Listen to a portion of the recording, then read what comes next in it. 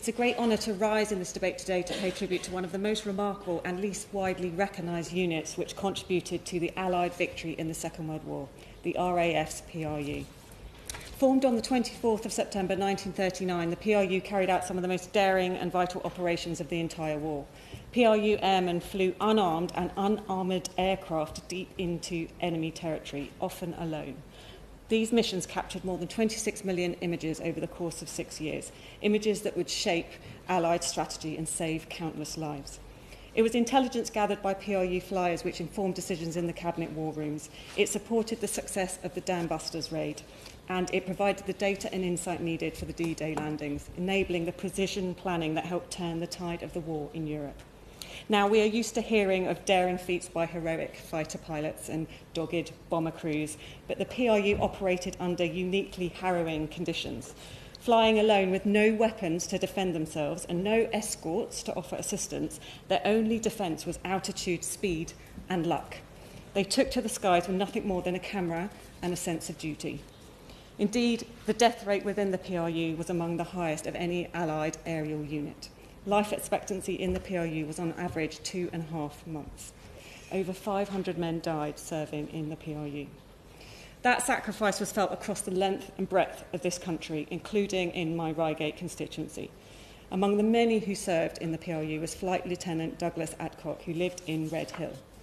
Douglas joined the RAF alongside his older brother, Reginald, and quickly qualified to fly the legendary Mosquito aircraft, a plane almost tailor-made for the PRU's daring missions.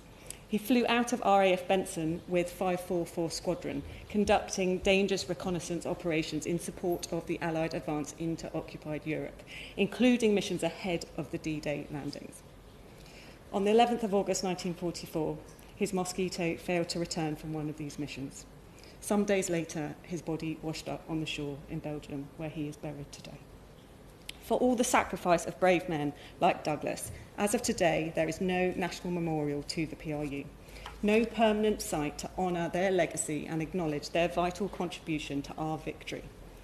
I strongly support the excellent work of the Spitfire AA 810 project, which has campaigned tirelessly to establish a fitting memorial to the PRU. The recent announcement from the Minister for Veterans and People that we will be getting such a memorial is much welcomed.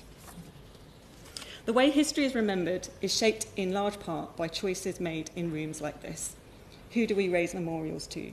What do we teach our children about the past? Which major historical events do we commemorate each year? We give shape to our national history with our answers to these questions, and thus far the history we have made has not done justice to the PRU.